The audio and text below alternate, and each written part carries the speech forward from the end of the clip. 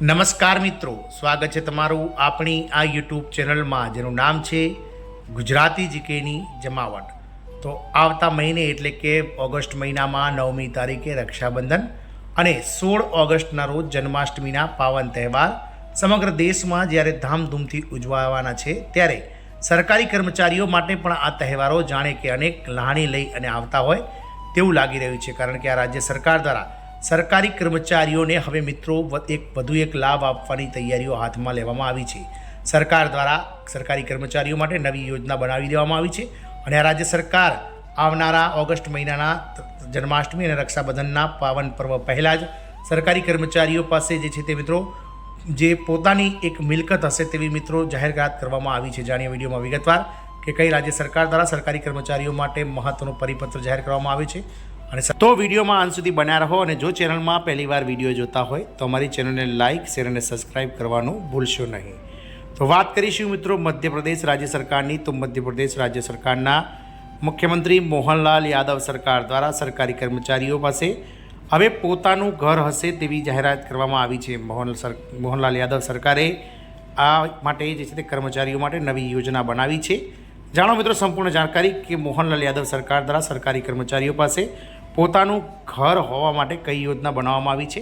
તો મધ્યપ્રદેશના કર્મચારીઓને મજા માણવા જઈ રહ્યા છે। મુખ્યમંત્રી મોહન યાદવે સંકેત આપ્યો છે કે મંત્રાલયના કર્મચારીઓને લાંબા સમયથી રાહ જોવાથી પ્રમોશન પૂર્ણ થવાની સાથે કર્મચારીઓનું પોતાનું ઘર હોવાનું સ્વપ્ન પણ પૂર્ણ થશે।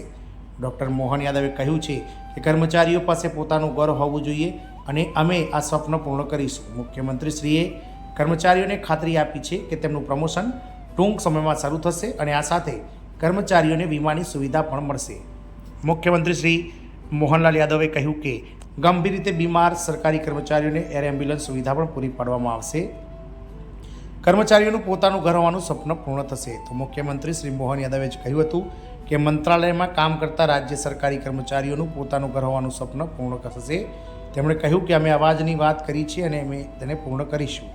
મુખ્યમંત્રીએ સ્પષ્ટપણે કહ્યું છે કે રાજ્યના કર્મચારીઓના બઢતીના કોઈ વિલંબ થવો જોઈએ નહીં।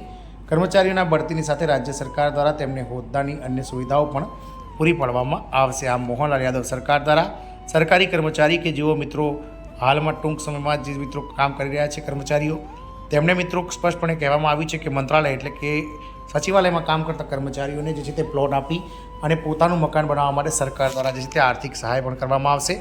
મોહનલાલ યાદવની અધ્યક્ષતામાં મળેલી કેબિનેટ બેઠકમાં આ બાબતને લઈ અને ચર્ચા થઈ હતી।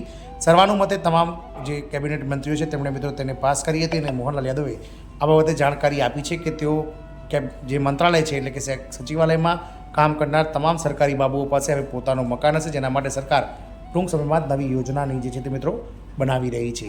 આમ હવે મોહનલાલ યાદવ સરકાર દ્વારા 7 લાખ કરતાં વધારે જે મધ્યપ્રદેશના અલગ અલગ વિભાગો, બોર્ડ, નિગમ, કોર્પોરેશન, સહાયક સંસ્થાઓ, યુનિવર્સિટી સંલગ્ન વગેરેમાં કામ કરી રહ્યા છે તેવા કર્મચારીઓને પણ હવે ઘર ભાડું વધારે મળશે અને જે ઘર છે તે મિત્રો સચિવાલયમાં કામ કરતા હજારો કર્મચારીઓને પોતાનું ઘર મળશે તેવી યોજના હાલ મોહનલાલ યાદવ સરકાર બનાવી રહી છે। જય હિન્દ, અસ્તુ।